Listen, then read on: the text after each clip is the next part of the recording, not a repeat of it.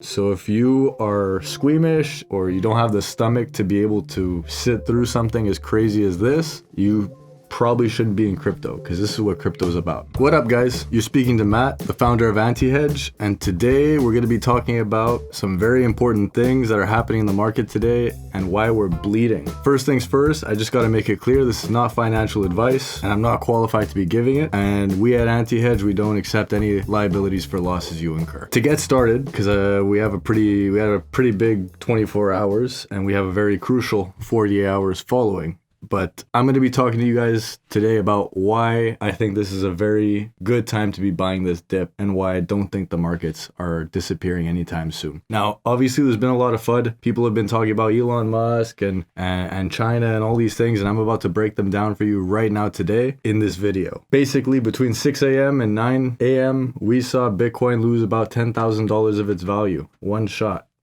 Just like that. Some of the reasons leading up to that would be that Elon Musk stopped accepting payments for Teslas with Bitcoin. He's causing this FUD on purpose because when you realize that Tesla hasn't sold its Bitcoin reserves yet, meaning it's still holding what it's bought, you realize, okay, he's not planning on selling. He even mentioned, we are not selling. You know, he's more or less playing with the idea that he might, which is causing people to panic and sell. Another thing that's complicated too about this is he's also been talking about going fully into Dogecoin. Now, what does that mean? He's been talking about developing Dogecoin to actually become a more serious currency. Now, from there, that kind of tells you that it's like, even though he's slowing down on Bitcoin for his image, because he believes Tesla's a green company and they should be doing, green mining, that leaves a lot of doors actually open. I see it as an opportunity for something different, which would be an increased use case of POS cryptocurrencies, which is proof of stake. And what that does is it just allows the network to run on less electricity. So it makes it more efficient, as well as running it would be greener. So for me, I see it as a setup for him to exit something that's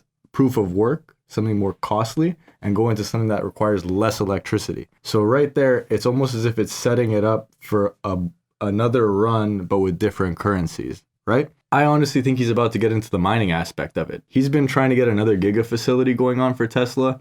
And what does Tesla do, really? Tesla is more about energy than they are about cars. Because if you look, they have companies that own solar panels. They're already doing electric parts and batteries. It's a no-brainer that they might be entering mining soon. That's how I see this as a potential for the future, because he doesn't like the fact that it's mostly centralized in China and that they're using coal. But it's been proven now that most of the energies that are mining Bitcoin are renewables at this point, and it's only getting greener and greener. And there's an excellent YouTube video with Michael Saylor explaining the whole environmental aspect, saying that once Bitcoin hits a certain point of having everything mined, the electricity costs of running the network are actually close to like nothing compared to what we would expect. Another thing too that we got to keep in mind is that in a recent interview, when he talked about the centralization of Bitcoin and why it's so environmentally disastrous, he even mentions people, and I'll quote it roughly or paraphrase it. I don't really know exactly quote by quote, word by word what he said, but he did say this: "I've been working on PayPal for a long time, and my understanding of money is much better than you people think." Meaning that for me, I see this even as a setup for if he does dump his Bitcoin from Tesla, he may claim it as a loss against his company and then have PayPal buy it, because PayPal is on a buying spree with Bitcoin. And not only that, like I mentioned in other videos, and I say it pretty often, PayPal has a sophisticated network for Bitcoin, and once you deposit your Bitcoin inside their network, there's no getting it out. So the way I see it is this is an attempt to centralize Bitcoin piece by piece. That's more or less what I'm going to be talking about in terms of Elon Musk, wrapping that whole thing up. It's pretty profitable for him to drop the price on us, and it's become pretty clear that he enjoys the attention of having everyone looking at him while he does it and knowing that they can't really touch him for doing it. The next thing I want to talk about is metrics. Metrics are basically statistics that are explaining what's happening inside the actual graphs, beyond just, let's say, seeing a number go up or down. I'm going to talk firstly about inflow, outflow. And by the way, I get all my metrics from Glassnode. They're excellent. You should definitely go to that page and check them out if you're into this kind of stuff. Inflow, outflow, volume is a key metric. And the reason is because inflow dictates how much Bitcoin is going into an exchange, and outflow does the opposite, how much is leaving the exchange, right? Now, in the last 24 hours, there's been a 40 to 50% increase in both inflow and outflow. And I'm sure that number peaked at about 60% because I was watching it all day. The reality is when you see a lot of Bitcoin going in and then exiting the exchange, most people see an inflow like that and it causes a sell because people see that as a dump. A large whale is about to dump. So what happens? Retail sells, and then what happens? Someone buys that dip. Because at the end of the day, every time you see those big candle wicks that go to the floor and you're like, oh my God, price is dropping. The reality is someone's buying it. It wouldn't drop to that price if someone wasn't buying at that price, correct? So if there's a large amount of volume of Bitcoin being bought up at those prices, it's because someone big just entered the market. So that's my speculation. I believe this dump is just a large player entering and he or they or whatever organization it may be or entity it might be, they just bought a lot of Bitcoin for cheap. Another thing that makes me realize that this is something that we're probably going to see, it's called a fake out, is that on the last few dips, the last few, let's say 10, 15, 20% dips that we've seen on Bitcoin, it's been the exact same thing. Inflow volume at about 50%, outflow roughly about the same. The other crazy metric that I wanted to talk about too is entity adjusted volume. So entity adjusted volume is basically large corporations who are holding multiple addresses, sending Bitcoin amongst their own wallet addresses. That's a crazy statistic right there. Because when it's up 50%, what it's basically telling you is that all the money movements that we're seeing is companies to themselves in different wallets. So that causes a huge panic for most people because how they see it is if a big entity is getting ready to dump, they're going to be doing it by moving their wallets around and making sure that they're basically setting themselves up to do so. Obviously, like I mentioned before, this isn't financial advice, but the way I'm looking at this is it's a potential fake out of the market. And another reason why I think that is this: miners haven't sold yet, meaning that if Bitcoin was really crashing the way it did in 2017, the miners would be selling, trying to take a 2x gain from, let's say, the $10,000 to $15,000 of electricity costs to 30,000 US or 35,000 US that it crashed to. So that's a no-brainer. If the miners thought that it was done, they would have sold already. And that's a huge factor because they're not selling, they're holding tight. They don't think that this is the end. Once the miners sell, this whole thing changes. But till they do, this is very bullish. This is going to be a good dip for people to load up on, and this is kind of what the market needed. Can't always go up. A lot of people have it mistaken, thinking, oh, the market only goes up, number goes up, I'm a big time trader now. No.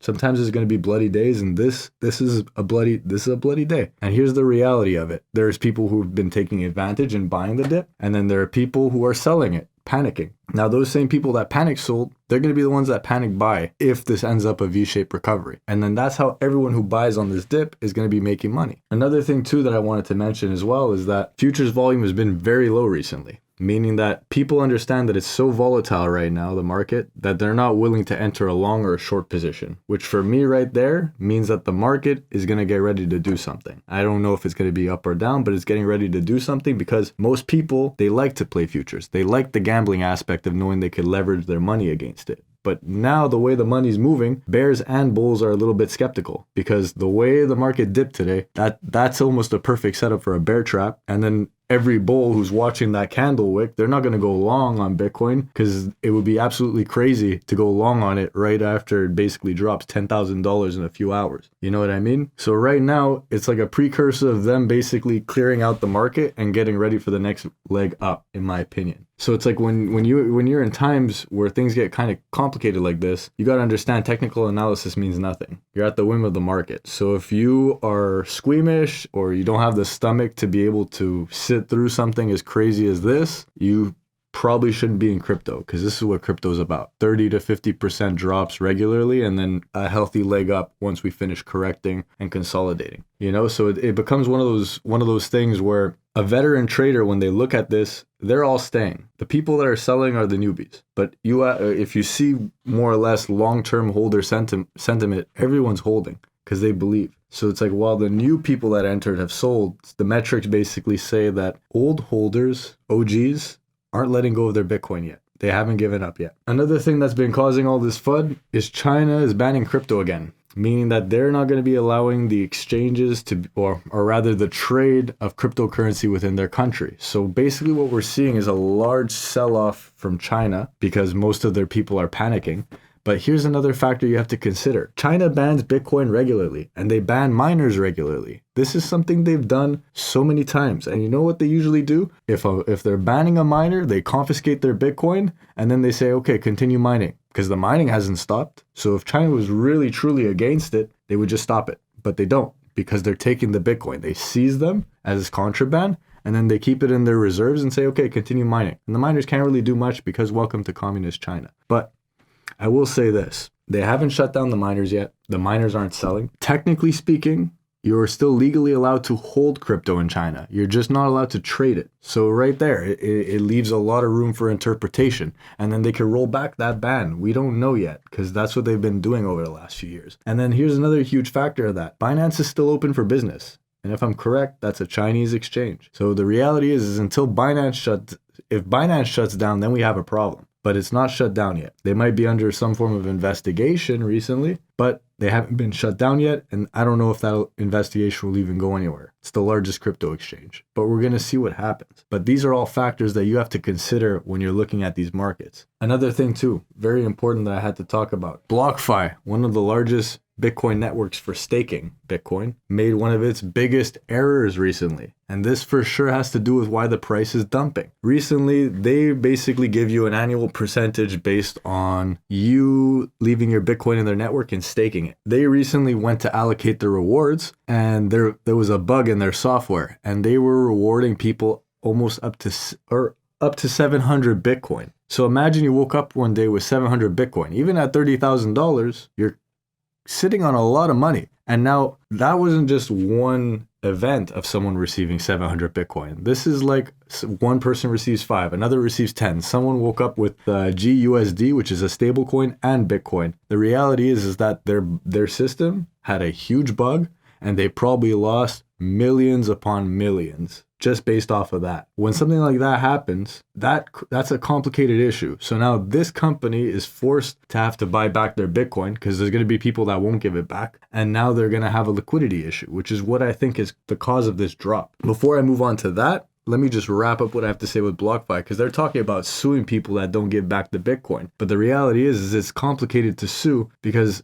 realistically, someone could say just as easily that when you sign up to an exchange like that, you're usually handing your Bitcoin over as a custody, meaning that if they lose it, they're not responsible. So why should we be responsible for you messing up? This is going to become a crazy issue probably in the coming times to be. And that's one of the major factors why we probably dumped. So Blockfi probably saw they lost a lot of Bitcoin and a lot of money, and now they're forced to go into their liquidity, their money, their cash reserves to start buying. So now what happens is now I'm going to cross over into the next part of this statement. Let's say they decide they need to buy because they got to get those Bitcoins back, because if people want to withdraw now, guess what? They don't have Bitcoin. All the Bitcoin that they were holding, that they were using in their liquidity pool to give people staking money, guess what? It just got all sent all over the world.